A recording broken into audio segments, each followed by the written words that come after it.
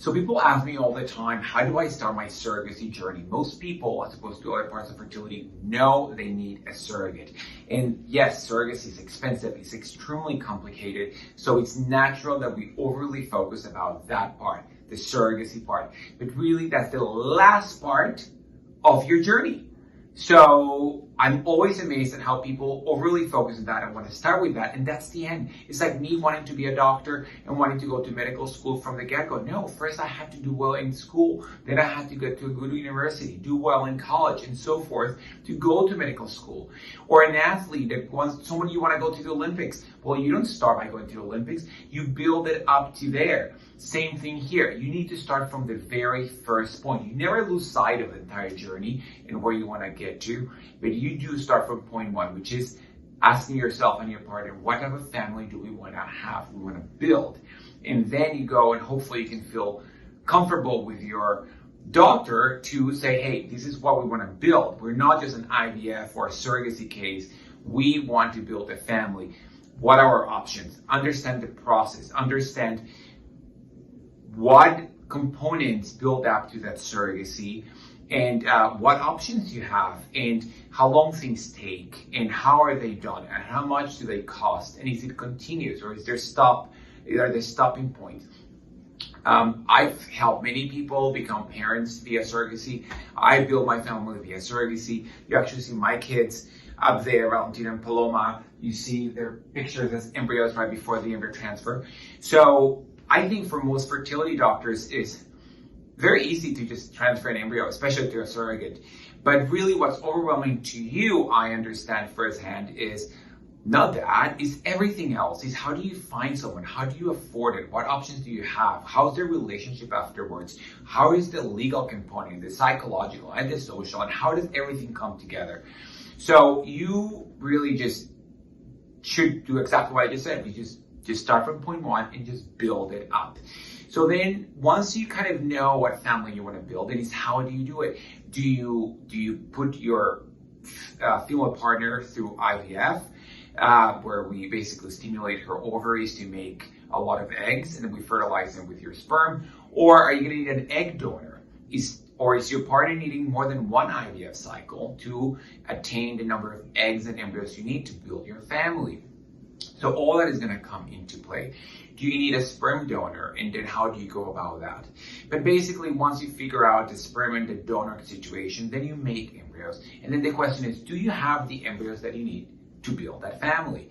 And so nowadays we can test the embryos via PGTA or PGS, which is a test of the embryonic cells to see if the chromosomes are normal. And so you can see if they're normal. In that way, you can improve pregnancy rates, decrease miscarriage rates, decrease the chances of Down syndrome and the downstream effects that can happen to a surrogate and the one who's pregnant with your child. But also gender. And especially if you want to have more babies in the future, you can make those embryos now and store them for later. So all these are options that you're going to consider. And then once you've gone through the process and done the IVF and created the embryos, then you can really focus on the surrogate component. Surrogates are going to pay more attention to you because now you're serious. You have embryos. You know the quality of those embryos. You know if they're normal. You know if you have one or two or more, and that is going to make you more attractive, and they're going to pay more attention to you. If you start engaging a surrogacy agency or a consultant right at the beginning of the process, like a year or 6 months before you're ready for that, of course they're going to engage you. Their surrogacy fees, the agency fees are $15,000 to $25,000. They want your business. But why would you limit yourself from the beginning? You don't even know when you'll be ready. You don't even know if you're going to be able to get to that end, right? And then also, what if throughout the process, as you experience this and everything else in your life, and you discuss it with friends and family, you find someone who offers to do it for you, or they know someone who could do it? Or what if your physician could advise you in different ways you can go at it? Or perhaps they have options within the clinic and so forth, or there's a way to independently match. So there's many different ways to go about it. And yes, never lose sight of that end, the surrogacy end, but basically inform yourself well and have the experts help you. You're going to need an attorney. You're going to need a psychologist. There's going to be many people that are going to come into play that can help you to get to that end.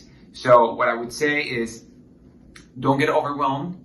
There's it's a long process that is fractioned, that psychologically, mentally, physically, medically, financially, they will be sectioned.